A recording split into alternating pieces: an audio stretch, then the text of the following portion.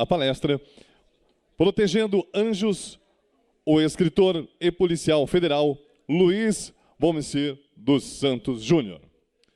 O senhor Luiz Womsir é formado em Engenharia Elétrica pela Universidade Federal do Rio Grande do Sul. Agente de Polícia Federal desde outubro de 2003. Participante em cursos de investigação nacionais e internacionais, Interpol Lion. Também professor convidado da Academia Nacional de Polícia na área de investigação de pornografia infanto-juvenil na internet. Palestrante nas áreas de investigação, prevenção de crimes cibernéticos e de pornografia infanto-juvenil na internet. Autor da obra Protegendo Anjos, que está à disposição no espaço cultural próximo à recepção do CONAPEF. A obra trata do dia a dia da Polícia Federal no enfrentamento à pedofilia e à disseminação de pornografia infanto-juvenil na internet. Para tanto, peço uma salva de palmas e para que recebam o senhor Luiz Womsir dos Santos Júnior.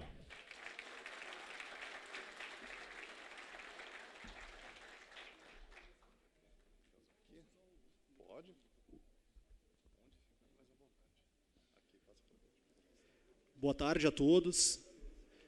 Quero agradecer ao presidente Baldens, às autoridades, aos meus colegas do SIMPEF que fizeram esse convite para mim, ao Julinho e a todos que estão presentes aqui.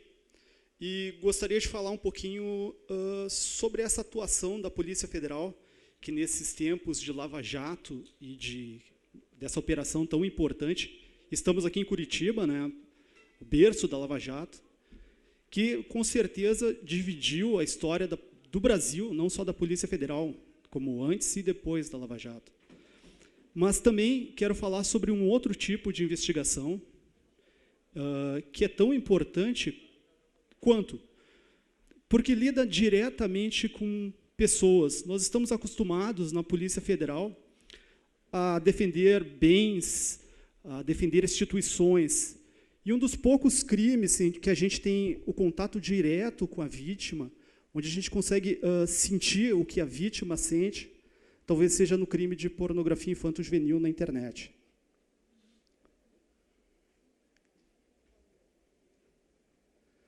Bom, me apresentar um pouco mais, além do que o pessoal que o cerimonial já me apresentou. Voltando um pouco ao tempo, eu sou engenheiro eletricista de formação e trabalhava na iniciativa privada, trabalhava na Dell Computadores do Brasil. Isso lá em 2000, 2001. E é interessante como pequenas coisas na vida da gente têm grandes efeitos.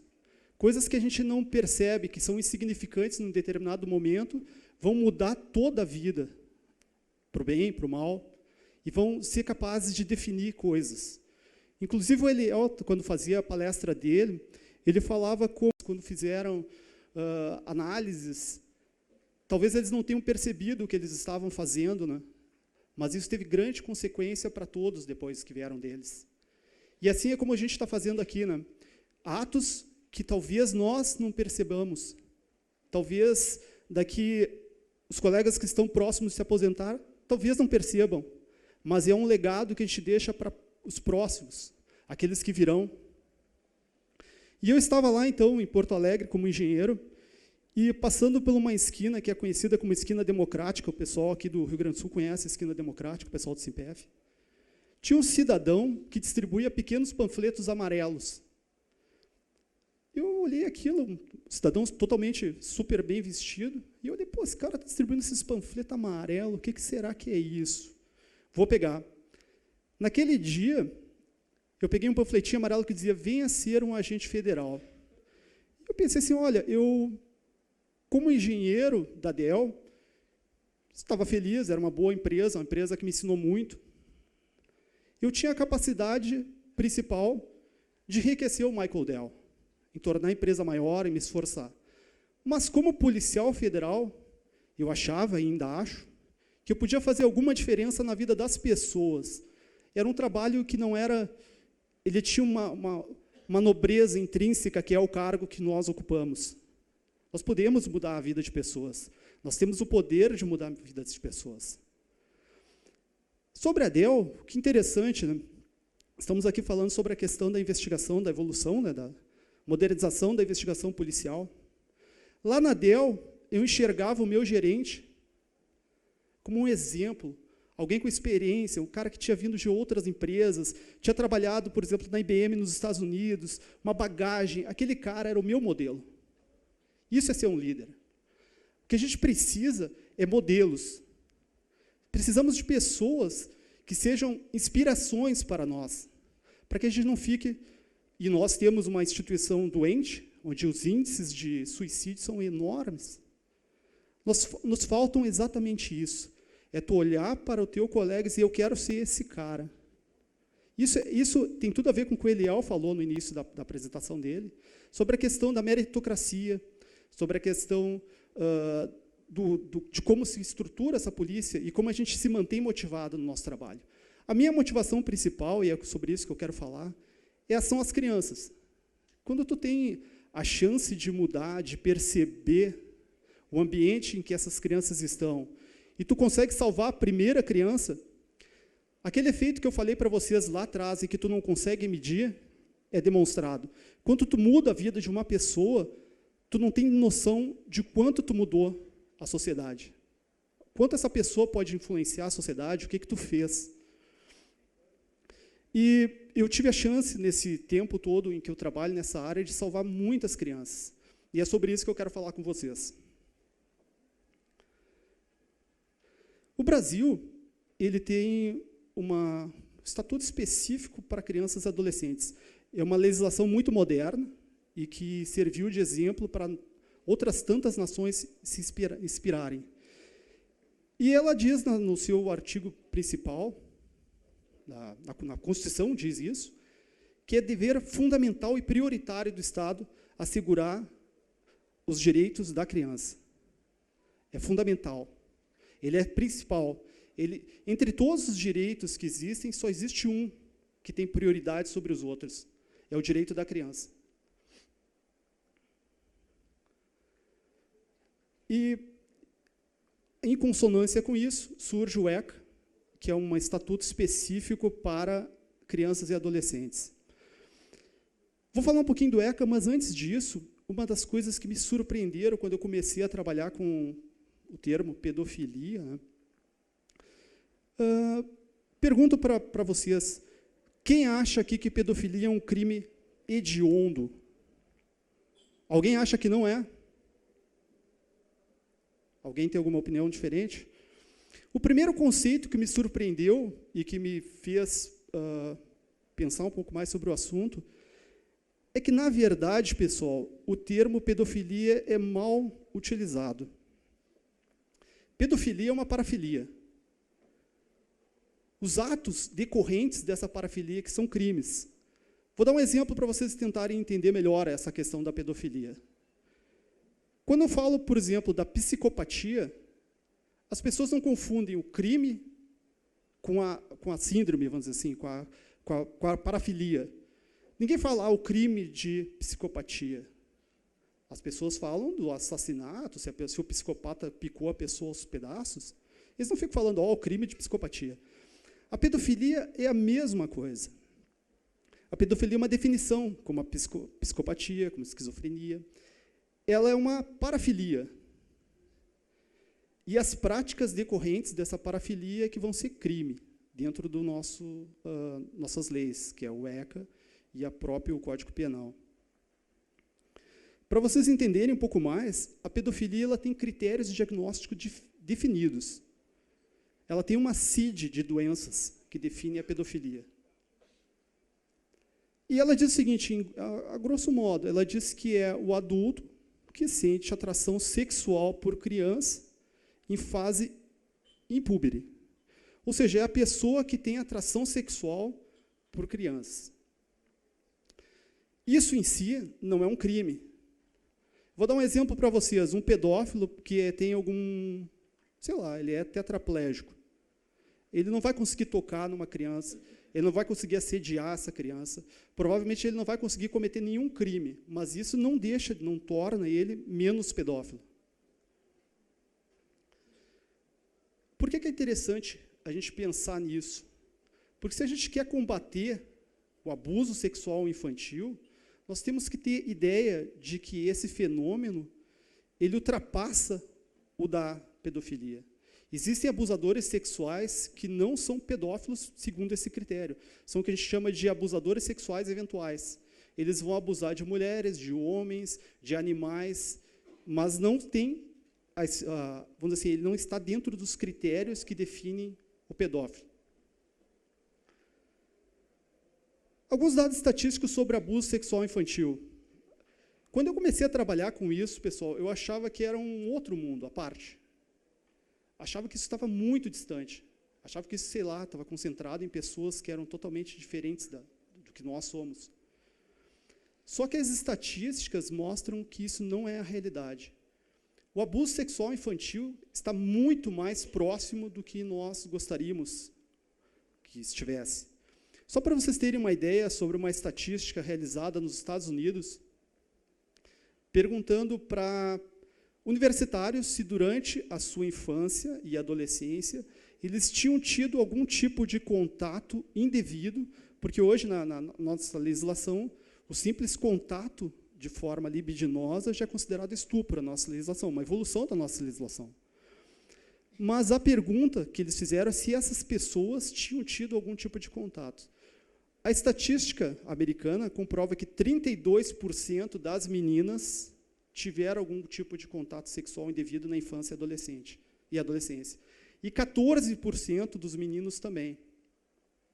Se vocês transporem esse universo, essas estatísticas, para uma sala de aula onde tenha 10 meninas e 10 meninos, 3 daquelas meninas tiveram algum tipo de contato sexual indevido.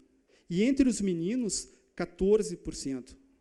Ou seja, 3 meninas e 1,5%, como o Eliel falou na questão da estatística da polícia americana, 1,5% das crianças também, meninos, tiveram algum tipo de contato sexual indevido. Aproximadamente 80% dos abusos sexuais infantis são cometidos por parentes muito próximos. Muito próximos. Parentes ou conhecidos da vítima. Aí entra pai, padrasto, tio, irmão, avô. Ou seja, só 20% dos abusos sexuais infantis acontecem fora daquele círculo de proteção da criança.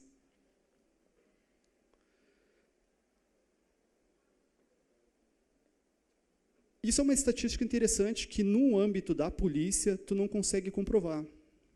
A estatística americana comprova, e a maioria dos dados, infelizmente, vem de fora do Brasil, a gente não é acostumada a lidar de forma técnica com dados, então temos muitos dados do exterior, e poucos dados, mas está mudando. Algumas instituições começam a gerar estatísticas, estudos sobre essa área também. Mas dizem que 35% dos abusadores foram abusados. Essa estatística ela é mascarada quando a gente está em âmbito policial. Por quê? O abusador que foi abusado diz que foi abusado. E o abusador que não foi abusado, ele diz que foi abusado para tentar, de alguma forma, manter um rapport com o investigador. Ele se coloca de forma que ele também foi uma vítima, tentando, de certa forma, diminuir a culpa dele.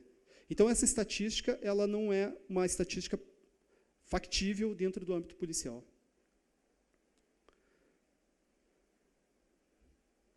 Isso é também uma outra questão interessante. Assim como a psicopatia, a pedofilia também está mais presente em homens, sendo o índice próximo dos 90% a 95%, 96% dos indivíduos. É muito raro tu encontrar uma mulher que tenha as características e tenha o diagnóstico de pedofilia. Normalmente, a mulher que se envolve em atos desse tipo, de abuso sexual infantil, na verdade, ela está tentando satisfazer um companheiro que tenha essa parafilia.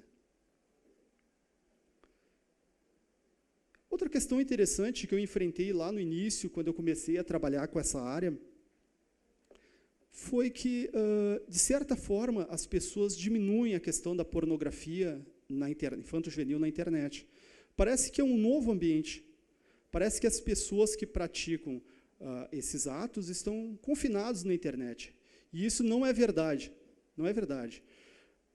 Outra estatística, 85% dos presos por posse de pornografia infanto-juvenil assumiram, em ambiente não policial e acadêmico, que cometeram abuso sexual contra crianças. O mesmo consumidor que a gente encontra colecionando imagens de pornografia infantil também é um abusador. Qual é o exemplo que eu faço? É como se a gente estivesse numa sala e tivessem diferentes janelas. Cada janela dessas vai ser um ambiente. Tem a praça, uma janela. A escola pode ser outra. O ambiente familiar é outro. A internet é só uma dessas janelas onde a gente observa esse mesmo indivíduo.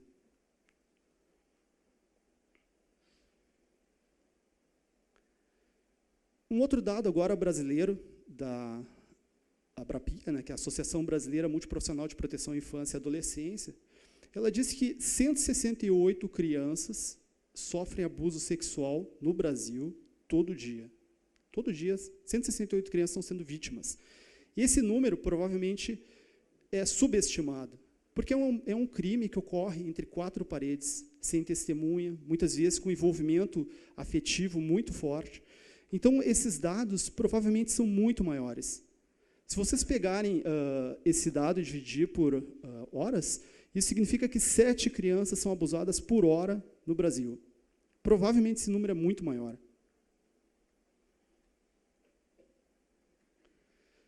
Um pouquinho sobre a legislação do Estatuto da Criança e Adolescente, eu não vou me deter muito, deputado,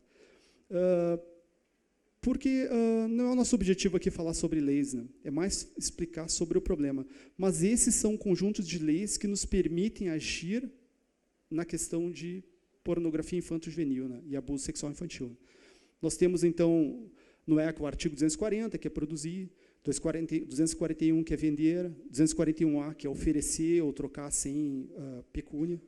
Nós temos o 241B, que é armazenar, que é o principal artigo desse verbo, e é uma evolução da legislação, porque quando eu entrei na Delinst, lá do Rio Grande do Sul, para começar a trabalhar nesse tipo de crime, a posse não era crime. Então, tu precisava pegar o indivíduo transferindo o arquivo para que ele fosse preso em flagrante pelo crime. Então, isso foi já uma evolução. Se tu tem esse arquivo, tu já pode ser preso em flagrante pela posse do arquivo contendo pornografia infanto-juvenil. E o 241C, que é simular a participação de uma criança em cena de sexo com adultos, né? O Código Penal também sofreu uma boa evolução, né? A nossa legislação tem essa capacidade de ser evolutiva, de toda hora está sendo aprimorada. E ele agora já considera o estupro também o ato libidinoso como estupro. Antigamente precisava a conjunção carnal, precisava a penetração da vítima para que fosse considerado o estupro. Hoje já não. O simples ato libidinoso com a criança já é considerado estupro de vulnerável. Isso é uma evolução e uma ferramenta que a gente utiliza muito.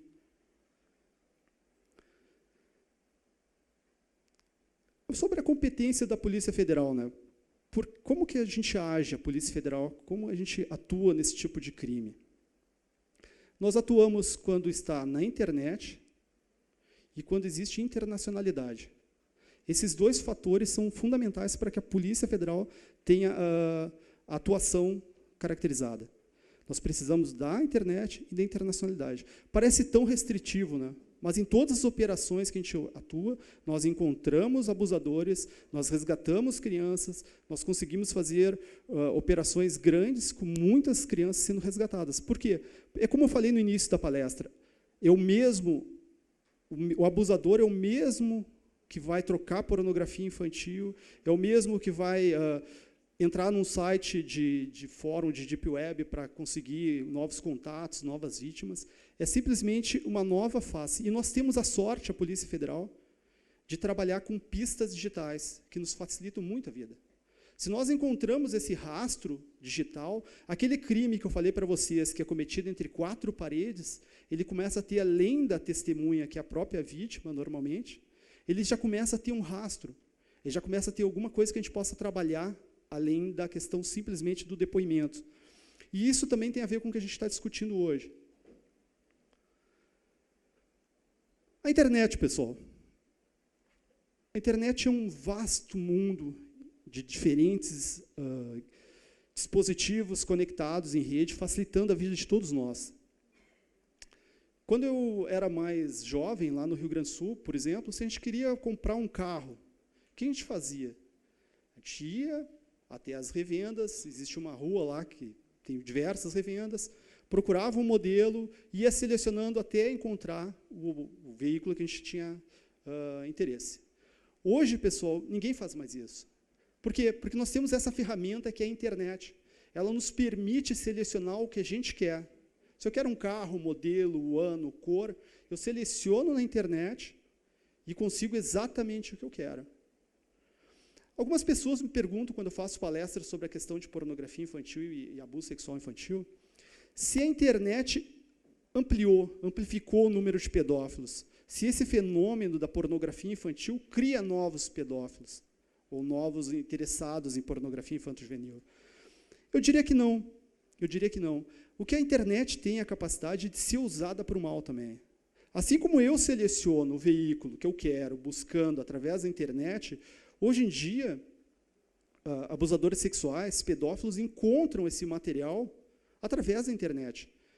É comum a gente falar, por exemplo, numa palestra, que crianças não devem usar, por exemplo, o Facebook até aos 13 anos. Nem seriam mais crianças, pelo que define o ECA, criança até 12 anos. Então, só adolescentes deveriam usar Facebook. E nós encontramos crianças, às vezes, com 6, 7, 8 anos utilizando o Facebook. O WhatsApp é mais restritivo ainda. Ele diz que tem que ter 16 anos para usar o WhatsApp. Eu encontro na escola da minha filha crianças utilizando livremente o celular. E os pedófilos e todo o crime, toda forma de crime evoluiu. E eles utilizam a internet para selecionar essas vítimas. Eu não preciso mais ir até uma escola, não preciso oferecer a balinha, como minha mãe me recomendava, olha, não aceita bala de estranhos, não conversa com estranhos. Eu consigo usar uma ferramenta muito mais eficiente que a internet. Eu consigo entrar dentro do lar de uma criança, consigo produzir imagens, consigo marcar um encontro, fingindo que sou um menino, uma menina, e consigo causar danos gravíssimos, inclusive o próprio homicídio de muitas crianças, através da internet. Então, pessoal, não é a internet que amplificou esse fenômeno. A internet facilitou. Como seria nos anos 80? Eu sou um pedófilo. Como é que eu encontro um outro pedófilo? Eu me exponho? Eu digo, olha, será que tu é pedófilo como eu? Eu não podia fazer isso. Eu tinha que, de alguma forma, me mover sobre o submundo para conseguir encontrar essas pessoas. E o que a internet fez é facilitar que esses grupos se localizem. E combater esse tipo de crime, pessoal, é muito difícil. Eu quero falar sobre os desafios que existem nesse tipo de combate, não só na questão da pedofilia, mas de todo o crime como um todo, que evolui muito mais rápido. Só para vocês terem uma ideia, o Brasil é o segundo país em número de crimes cibernéticos. Nós temos 54 pessoas por segundo sofrendo algum tipo de cybercrime. Por segundo. De acordo com o relatório da Norton, são 62 milhões de pessoas sendo lesadas por qualquer tipo de crime cibernético. Isso dá um total de 20 bilhões em recursos. Todo dia, nós somos vítimas, de alguma forma, pelo menos da tentativa. Quem nunca recebeu um e-mail daqueles, você recebeu um valor no exterior, você clique aqui, clique ali. O poder que esses cybercriminosos têm está a um clique. Se vocês derem um clique no lugar errado, eu entro na máquina de vocês e tenho total controle da máquina de vocês. Pessoal, o que nós temos que refletir sobre isso? Quais são os desafios que nós temos? Isso nessa questão de crime cibernético. Nós temos um modelo investigativo ultrapassado. Isso já foi falado pelo Eliel. creio que também o Scandius vai falar sobre isso também. Um modelo burocrático, um modelo jurídico, uma tentativa de imitar o processo jurídico, um modelo que não é eficiente para crime cibernético e para qualquer tipo de crime. Nós precisamos entender essas novas tecnologias. E isso, pessoal, é fundamental para que tu consiga combater o crime. O crime evolui a cada dia. Cada dia novos tipos de fraudes, novos tipos de crimes são desenvolvidos. O crime não para, ele não fica amarrado a uma estrutura antiga. Ele evolui muito mais rápido do que a gente consegue evoluir. Nós precisamos, e isso é importantíssimo, integração entre as polícias. Nós precisamos conversar, os órgãos de inteligência têm que trocar informações. Nós precisamos ser multidisciplinares, porque essa informação não vai ser buscada no direito. Nós precisamos valorizar as outras áreas. Dificilmente alguém que é formado em direito vai ter conhecimento suficiente para investigar a fundo um crime cibernético. Nós precisamos entender que a polícia é feita de diversas facetas. O crime é assim. Nós precisamos agir assim também. A polícia precisa, e isso é fundamental, a palavra que está aqui na frente, modernização. Nós precisamos nos preparar para enfrentar esse crime, porque senão essa guerra vai ser perdida. Se a gente continuar esperando que as coisas saiam simplesmente do papel, nós vamos perder como estamos perdendo essa guerra. Nós precisamos de ações, nós precisamos de investigações céleres. Por exemplo, eu vou dar um exemplo para vocês. Dark Web, alguém já ouviu falar sobre a Deep Web, né? Que, na verdade, Deep Web é todo o conjunto de computadores, de sites que não são indexáveis pelos buscadores padrões, tipo Google e os outros buscadores. A nossa intranet da polícia é Deep Web. Vocês não conseguem acessar conteúdos da nossa intranet externamente à nossa intranet. O que a gente chama de Deep Web, geralmente, é a Dark Web.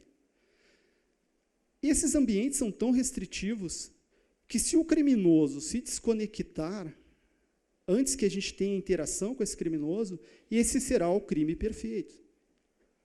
Tu não vai ter como agir contra um crime que já foi, porque existem recursos de mascaramento de IPs, existem recursos que permitem que tu se esconda na internet. Então, tu precisa ter muita eficiência para combater esse tipo de crime. E a pornografia infantil é um desses crimes, infelizmente, que está presente na internet. Se tu quer combater esse tipo de crime, se tu quer evitar que pedófilos entrem em contato um com o outro, se tu quer evitar que esses grupos se organizem, se tu quer evitar que eles troquem informações, tu precisa ser eficiente, tu precisa ser ágil, precisa ter velocidade. Até porque a criança é prioridade. A nossa Constituição não diz isso. Tu não pode ficar esperando o tempo de cartório, enquanto provavelmente uma criança possa ser abusada. Isso é o que nós devemos pensar. O quanto nós somos capazes de dar a resposta rápida como a tecnologia evoluir. Vou falar um pouquinho sobre as operações que foram desenvolvidas na delegacia que eu trabalho e que eu tive participação direta. Operação DirtNet e a Operação Darknet. São operações bem específicas nesses ambientes restritos.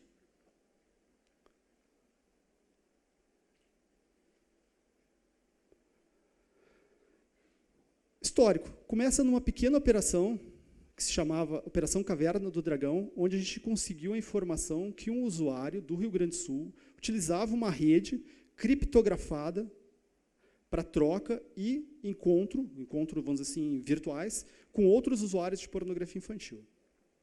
Essa rede se chama, através de um software, se chama GigaTribe.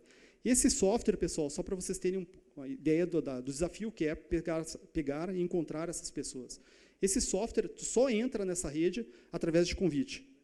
Não tem como tu entrar, porque ela é criptografada, essa rede. Não tem como tu tentar interceptar ela. Não tem como tu mandar um ofício para uma empresa e dizer o seguinte, olha, eu quero entrar, tu não vai entrar. Não adianta tu espernear e dizer, olha, eu quero porque eu quero, não adianta. Isso é técnico. Isso não é resolvido só pelo papel. A partir da localização desse usuário e da sua prisão, nós tivemos acesso a um mundo totalmente desconhecido naquela época ainda por nós. O ambiente dentro desse software, que se chamava GigaTribe. E conseguimos encontrar centenas de usuários trocando, compartilhando, trocando informações, ensinando como, por exemplo, desenvolver Boa Noite, Cinderela para crianças, qual era a fórmula que eles deveriam usar, que tipo de assédio eles deveriam, qual era o método mais eficiente para chegar até essas crianças, trocando informações dos tipos mais terríveis, perguntando, por exemplo, tinha usuários que perguntavam quanto eu tenho que botar de determinado componente para que a criança durma e eu possa abusar dela, por exemplo. Esse é o tipo de informação que é trocada nesses ambientes restritos. À medida que esse ambiente torna as pessoas menos identificáveis, dentro desse ambiente elas se sentem mais à vontade para poder trocar informações e cometer crimes mais graves. Depois dessa operação, um dos usuários que foi preso nessa operação DirtNet, conversando com a gente, fala, olha, eu nem uso mais o GigaTribe. O GigaTribe já está superado, tem coisa melhor, eu uso a Darknet. E, mais especificamente, o Tor. Só para vocês terem uma ideia do que é o desafio de trabalhar com essas tecnologias, o Tor foi desenvolvido pela Marinha Americana, como forma eficiente de comunicação entre agências de inteligência. E esse cara nos provoca, diz o seguinte, eu não uso mais isso, eu uso Tor agora. Só para vocês terem uma ideia, nós desenvolvemos a Operação Darknet, uma operação pioneira no Brasil e no mundo, e que conseguiu identificar usuários dentro do Tor, coisa que muito poucas polícias, se não nenhuma, conseguiu. E esse mesmo cidadão que tirou, que fez essa graça, que falou que a gente não conseguiria atuar nessa rede, foi preso pela segunda vez na Operação Darknet. Alguns números sobre a Operação Darknet, a DirtNet. Foram 32 presos em flagrante. 32. Fora os que foram investigados e que também obtivemos a condenação por provas robustas contra eles. Mas só em flagrante 32 foram presos. Nós prendemos diversos abusadores. Dentre esses abusadores, muitos eram produtores de pornografia infanto-juvenil. E resgatamos crianças, que é o objetivo principal, eu acho, de qualquer investigador que trabalha com esse crime de pornografia infantil. É tu resgatar a criança em situação de vulnerabilidade sexual. Só para vocês terem uma ideia sobre essa questão dos abusadores, é considerado entre os mercados informais, tipo drogas, armas, o mercado de pornografia infanto-juvenil está entre os 10 maiores mercados do mundo em capitalização de recursos. Por quê? Existe uma história também por trás da evolução da pornografia infantil. Produtores de vídeo de pornografia adulta descobrem que a produção de pornografia infantil profissional era um mercado gigantesco também. E começam a utilizar, através de sites de distribuição, recursos profissionais de editoração de vídeo e produzir material de mais qualidade. Isso se concentra muito no leste europeu. No Brasil, a gente já tem uma pornografia feita amadoristicamente, trocada entre usuários que querem só ganhar status entre eles. Alguns casos também têm envolvimento financeiro de venda de pornografia infantil. Operação Darknet. Como eu já falei, operação pioneira no ambiente da Darknet, da Dark Web, no ambiente específico do Tor. Falando um pouquinho sobre a rede Tor, né, essa rede, pessoal, ela consegue criptografar os dados e consegue mascarar o IP através do que a gente chama de túneis. Quando eu entro nessa rede com o meu IP, que é a principal informação que a gente busca para identificar alguém na rede, quando eu entro nessa rede, eu entro com o meu IP e troco esse IP dezenas de vezes até que no que se chama exit node, nó de saída desse IP, é um IP que não tem nada a ver com o que eu entrei. Por exemplo, eu entro nessa rede usando um IP do Brasil, e quando eu saio e alguém consegue me detectar, eu estou usando, por exemplo, um IP da Coreia, da China, da Rússia, de qualquer um dos IPs que estão dentro dessa rede. E o ambiente totalmente criptografado. Pessoal, é sobre isso que a gente está falando. A gente precisa modernizar, a gente precisa desenvolver técnicas. Não adianta alguns nerds, como eu chamava meus colegas do Rio Grande do Sul, lá que trabalharam nessa operação, desenvolver técnicas específicas para o enfrentamento disso, E a gente fica, que bom, fizemos uma operação. Nós precisamos desenvolver, nós precisamos modernizar, nós precisamos ser capazes de desenvolver conhecimento. E para que esse conhecimento seja desenvolvido, nós precisamos de pessoas aptas a receber esse conhecimento. Nós precisamos, o que eu falei lá no início, multidisciplinariedade. Nós precisamos de pessoas de todos os tipos de formação. Só para vocês terem uma ideia, a equipe que desenvolveu a Darknet, eu sou engenheiro eletricista, o meu outro colega, um conhecimento gigantesco, Jean Passold, é papiloscopista e é formado em biologia. O outro colega, formado em engenharia também, e o Bruno, que é uma sumidade lá no Rio Grande do Sul, e infelizmente não pôde comparecer a esse evento, que é um fenômeno na questão de redes como um todo. Eu acho que o colega depois vai falar sobre isso também, mas as redes, o Facebook, nossa rede de amigos, e as redes criminais têm comportamentos semelhantes. Então, para conseguir chegar a esse ponto de atuar nesse tipo de crime, nós precisamos, sim, de uma polícia mais eficiente, de uma polícia mais qualificada, uma polícia que deixe de lado as questões cartorárias para enfrentar o real problema do crime, que é o próprio crime. Resultados das operações da Darknet. Nós tivemos 68 presos em flagrante. Prisão de abusadores, prisão de produtores de pornografia infantil e resgate de crianças. Só para vocês terem uma ideia, um desses usuários da rede da Dark Web tinha predileção por bebês de colo. E ele a esposa dele estava grávida, e nesse ambiente ele falava, dentro do Tor, olha, não vejo a hora da minha esposa ter o filho, para que eu possa ter, então, a satisfação que ele queria ter.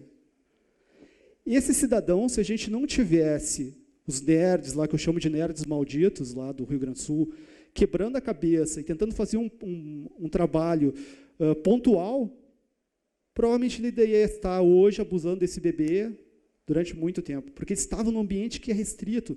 Não é um ambiente simples que eu mando um ofício, por exemplo, para o Facebook me retorna o IP do cara, eu peço em cartório que aguarde, faço uma intimação, faço...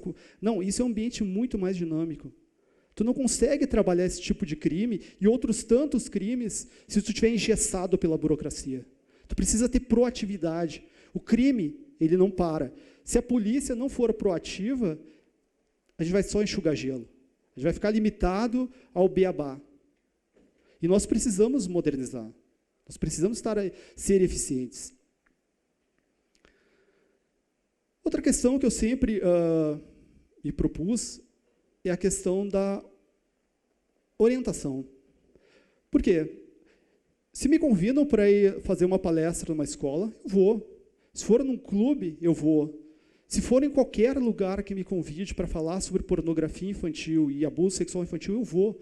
Isso é uma função que nós, policiais, também temos, de esclarecer, de falar sobre esses problemas. Porque o mundo perfeito, pessoal, o mundo perfeito não existiria polícia. Todo mundo respeitaria o seu semelhante, nós não teríamos necessidade nenhuma da polícia. Mas o mundo não é perfeito. O mundo é totalmente imperfeito, e a polícia é uma forma de tentar dar ordem a um mundo imperfeito. Então, se me chamam para orientar, é muito melhor que eu consiga orientar alguém, que eu consiga falar para um pai, para uma mãe, para uma criança sobre essas questões, do que investigar o crime a posterior. Então, é uma parte que também me disponho em conscientizar. O motivo do livro muito teve a ver sobre isso. Poucas pessoas querem falar sobre isso. É um assunto chato de falar sobre abuso sexual, ninguém quer falar sobre isso, mas ele acontece, e eu só fui perceber isso quando comecei a trabalhar nessa área. Antes disso, eu também achava que o mundo era perfeito, que todos os pais eram protetores, mas não são. A estatística comprova, 32% das meninas foram abusadas nos Estados Unidos por essa estatística, e mais de 80% dos casos por parentes próximos. Então, a gente precisa falar disso, a gente precisa.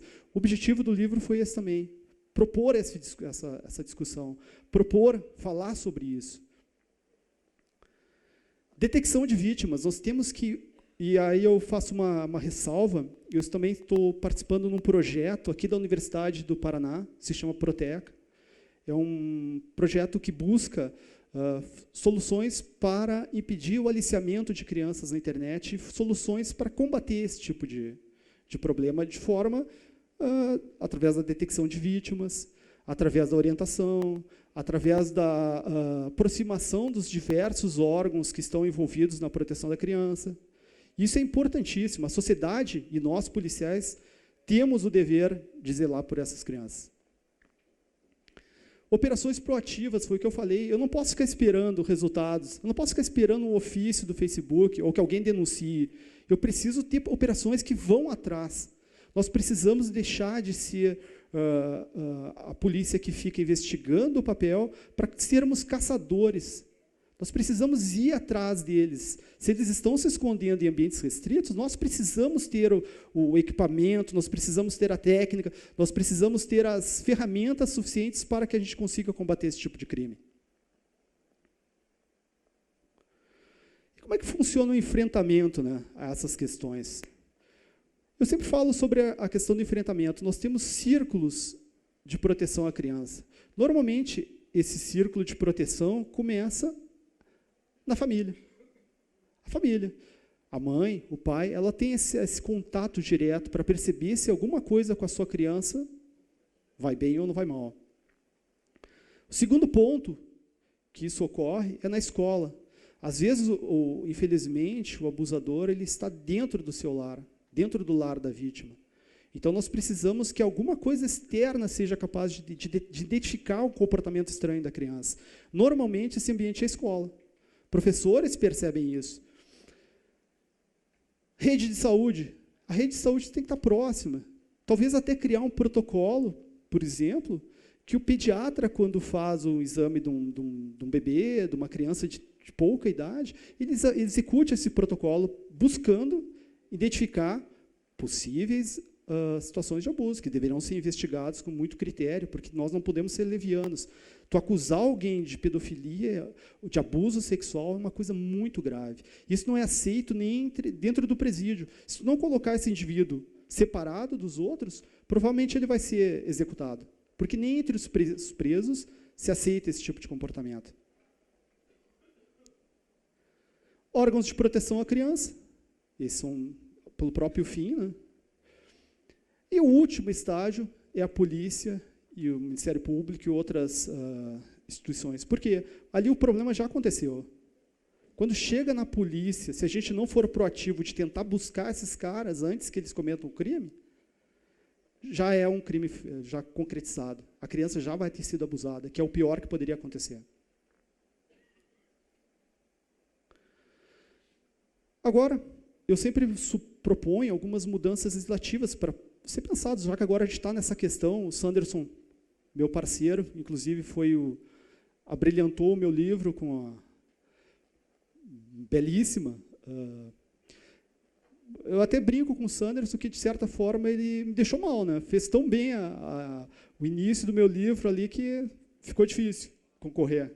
Mas o Sanderson, que é um parceiro, é importante a gente pensar também, como policiais, a gente precisa também propor determinadas situações que melhorem esse combate. Por exemplo, Cadastro Nacional de Pedófilos.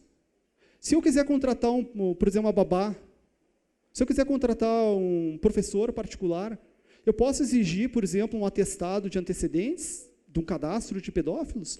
A cidade de Nova York, só para vocês compararem, pena, eu acho que o Eliel não está... Eliel, eu não sei se em Los Angeles tem, mas a cidade de Nova York tem um cadastro disponível para que pessoas consultem se é um agressor sexual na sua rua. Eu coloco o CEP da rua e o próprio sistema aberto está todos os abusadores sexuais que existem naquela rua. Eu posso consultar do Brasil. Não sei se em Los Angeles tem esse tipo de cadastro também. Nós precisamos pensar sobre isso. A gente tem que proteger só o indivíduo ou a sociedade? O que a gente quer proteger? Acompanhamento de agressores sexuais. Eu cometo um crime de agressão sexual contra uma criança, por exemplo, eu sou professor. Eu me mudo para outro estado e continuo o crime. Não existe um controle desse agressor. Não existe alguma coisa que diga, olha, esse cara tem que ser acompanhado, principalmente se ele for diagnosticado como pedofilia, porque pedofilia não tem cura. Se eu já tenho a predisposição de ter atração sexual por crianças e não tem nenhum tipo de tratamento, o Estado tem que propor ferramentas para que esse cidadão seja acompanhado. E isso seria através de um tratamento compulsório? Quem sabe? Quem sabe ele tenha que se apresentar e se tratar, se ele não quiser ficar preso e fora do convívio social. Outra coisa, por exemplo, a criminalização do acesso a conteúdo pornográfico infantil. Se eu baixar um material, eu cometi crime. Se eu pegar e colocar na internet, eu cometi crime. Agora, se eu pegar o meu cartão de crédito, financiar novos abusos através de uma conta, botando meu cartão ali e acessando um site de pornografia infantil, eu não cometi crime nenhum. Não existe uma tipificação do acesso à pornografia infantil. Se o perito, quando busca lá a informação no computador, constatar que o cidadão só acessou pornografia infantil durante a vida dele inteira, ele não cometeu crime nenhum. Mesmo que ele tenha financiado, por exemplo, sites de pornografia infantil. Ele entrou num site russo, botou o cartão de crédito dele e pagou por pornografia, para ver esse conteúdo exposto somente na internet. Ele não baixou, ele não compartilhou, ele não cometeu nenhum tipo de crime. Talvez seja uma possibilidade de evolução da legislação também. Agravante para o uso de ferramentas de criptografia. Por exemplo, se eu utilizo o Tor, se eu utilizo um proxy, ou se eu faço isso pelo meu e-mail pessoal da polícia, o crime vai ser o mesmo. Eu não tenho nenhum agravante se eu dei mais trabalho para os investigadores, se eu fui esperto o suficiente em pensar, olha, eu vou tentar esconder os meus passos. Não existe um agravante para isso. É o mesmo crime. Deveria ser, se eu dou mais trabalho, se eu tenho recurso tecnológico para esconder essa informação, então eu deveria ter um agravante para esse tipo de crime. E a legislação mais rígida, a gente precisa disso. Cada vez, o que impede, muitas vezes, um criminoso de cometer o crime não é só a educação. Se a gente tem tempo de investir em educação, isso é o melhor caminho. Mas, às vezes, a gente precisa que o criminoso tenha medo de ser punido. E isso só acontece com uma legislação mais rígida. Uma frase de Albert Einstein diz o seguinte: a palavra progresso não terá qualquer sentido enquanto existirem crianças infelizes. E o teste de moralidade de qualquer sociedade é como ela vê, como ela trata essas crianças. Pessoal, meu recado é sobre essa questão da pornografia infanto-juvenil. Ela está muito mais próxima do que nós imaginamos. Ela também é uma área que a Polícia Federal atua de forma, assim como a Lava Jato foi importantíssima, a Operação Darknet também foi um marco, onde a gente conseguiu quebrar alguns paradigmas. Investigar com essa profundidade é extremamente difícil. E nós precisamos disso. Nós precisamos de pessoas habilitadas e capazes de encarar desafios como esse e obter resultados satisfatórios. Pessoal, eu quero agradecer, então, a paciência de vocês. Eu sei que não é um assunto muito fácil de lidar, mas ressalto, como eu falei no início, a criança é fundamental. Nenhuma nação pode pensar num futuro se ela não protege e não ampara a sua criança. Muito obrigado, pessoal.